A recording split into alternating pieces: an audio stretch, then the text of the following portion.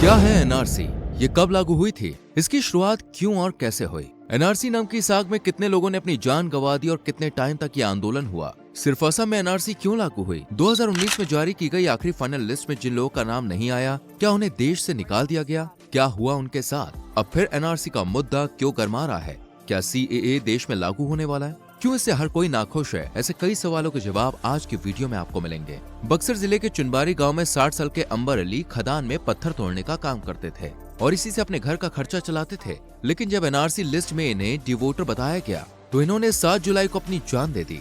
सिर्फ यही एक केस एनआरसी से जुड़ा हुआ नहीं है, बल्कि कई लोगों ने एनआरसी में अपना नाम ना पाकर सुसाइड किया और इस दुनिया से रुखसत हो गए। ऐसा नहीं है कि ये लोग देश के नागरिक नहीं थे, बल्कि मरने वालों की संख्या में वो लोग ज्यादा शामिल हैं जिनका ताल्लुक भारत से ही है, लेकिन भारत का नागरिक ना होने का सबूत नहीं दे पाए और जिन्होंने दिया उनमें से कुछ का नाम नहीं आया। सबसे पहले आपको बता देते हैं कि एनआरसी क्या है, क्यों बनाया गया। देखिए, इसको इसलिए बनाया गया ताकि असम में जो अवैध पहचान लिए लोग रह रहे हैं उनकी पहचान कर उन्हें देश से बाहर निकाला जा सके। साफ शब्दों में कहें तो ये वो लिस्ट है जिसके अकॉर्डिंग ये तय किया जाता है कि कौन भारतीय है और कौन नहीं है। आपको बता दें, एनआरसी की प्रक्रिया आज से नहीं बल्कि 1950 से चली आ रही है, जब बंटवारे के बाद पूर्वी पाकिस्तान से बड़ी संख्या में लोग असम में घुस आए थे। इसलिए प्रवासी अधिनियम लागू किया गया। इसके बाद साल 1951 में जब स्वतंत्र भारत की पहली जनगणना हुई तो इसी के बेस पर पहली एनआरसी रिपोर्ट तैयार की गई। लेकिन 1957 में इस अधिनियम को खत्म कर दिया गया और 1964-1965 में पूर्वी पाकिस्तान में हालात बिगड़े तो फिर से शरणार्थी बड़ी संख्या में भारत चले आए।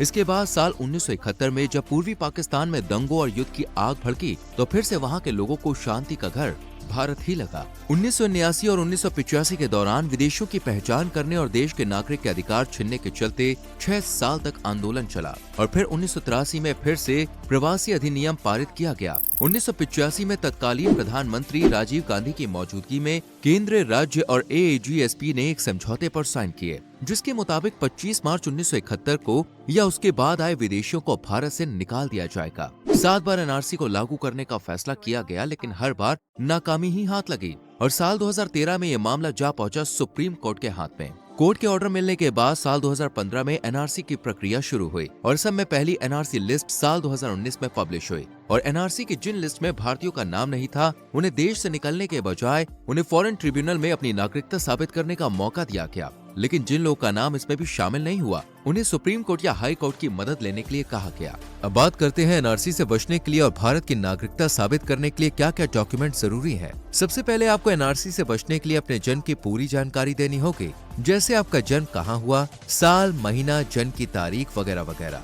लेकिन इन केस आपके पास जन्म प्रमाण पत्र नहीं है तो ऐसे में आपको अपने माता पिता के जन्म की जानकारी देनी पड़ेगी, जैसे कि आपके माता पिता भारत के ही नागरिक हैं या फिर कुछ समय पहले भारत में रहने आए थे। जन्म तिथि और जन्म स्थान से जुड़ी जानकारी किसी भी दस्तावेज के जरिए आप अपनी नागरिकता साबित कर सकते हैं। आपको बता दें, दस्तावेजों को 2 लिस्ट में बांटा गया है। पहली लिस्ट में आपको स्थायी निवास प्रमाण पत्र, नागरिकता प्रमाण पत्र और शरणार्थी पंजीकरण प्रमाण पत्र जैसे दस्तावेजों को शामिल करना होगा। जरूरी बात यह है कि फर्स्ट क्लास में कोई भी व्यक्ति 24 मार्च 1971 के बाद का नहीं होना चाहिए, लेकिन अगर उसके पास इस बात को साबित करने के लिए कोई सबूत नहीं है तो वो 24 मार्च 1971 से पहले का अपने पिता या दादा का डॉक्यूमेंट दिखा सकता है। वहीं दूसरी लिस्ट की बात करें तो उसमें जन्म प्रमाण पत्र, भूमि दस्तावेज और बोर्ड या विश्वविद्यालय प्रमाण पत्र जैसे डॉक्यूमेंट्स को शामिल किया गया है। इन्हीं डॉक्यूमेंट्स के आधार पर अपनी नागरिकता साबित कर सकते हैं। लेकिन दूसरी लिस्ट में व्यक्ति को अपने पिता या दादा से अपना रिलेशन दिखाना होगा और डॉक्यूमेंट्स में नाम होना मैंडेटरी है।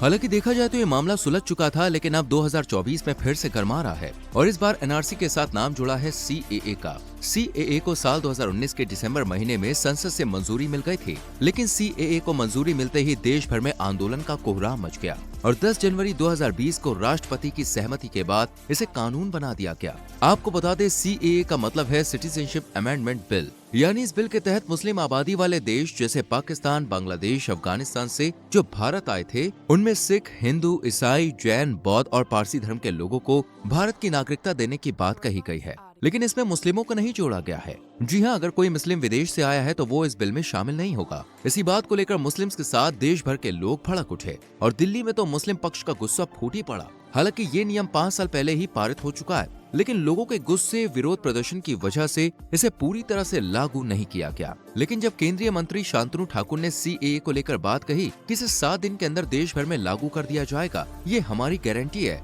तब से तो और ज्यादा मामला बिगड़ गया और दूसरे राज्यों के मुख्यमंत्री भी इसे अपने राज्य में लागू करने से मना कर रहे हैं। लेकिन फैसला क्या होगा ये सिर्फ केंद्र सरकार के हाथ में ही है। आपको बता दें, मुस्लिम पक्ष इसे एनआरसी से जोड़कर देख रहा है। मुस्लिम पक्ष का कहना है कि सीएए देश भर में लागू करने के बाद केंद्र सरकार एनआरसी लाएगी। अब एनआरसी आएगी तो लोगों को भारत का नागरिक होने का सबूत देना पड़ेगा और जिन मुस्लिम्स के पास सबूत नहीं है और वो सीएए में भी नहीं है तो उन्हें देश से बाहर कर दिया जाएगा। यही डर कई राज्यों में फैलता हुआ नजर आ रहा है। सीएए धर्म से जुड़ा हुआ है, जबकि जो एनआरसी है उसका धर्म से कोई लेना देना नहीं है। वो तो सिर्फ देश की नागरिकता पर आधारित है और दोनों में जमीन आसमान का फर्क है। इसी फर्क को समझाने की कोशिश केंद्र सरकार भी कर रही है। केंद्र सरकार ने मुस्लिम्स को भरोसा दिलाया है कि इसका भारत के किसी भी नागरिक की नागरिकता से कोई लेना देना नहीं है। ये सिर्फ धर्म पर ही आधारित है, जिनमें पड़ोसी देश से आए गैर मुस्लिम धर्म के लोगों को भारत की नागरिकता दी जाएगी। वैसे तो भारत की नागरिकता 11 साल में मिलती है, लेकिन इस कानून में 6 साल में मिल जाएगी। सीएए को लेकर बड़े बड़े नेताओं से लेकर आम जनता तक भड़की हुई है और कोर्ट में याचिका भी दर्ज की जा रही है। सरकार के इस फैसले से मुस्लिम्स को इसमें न शामिल करने को लेकर भी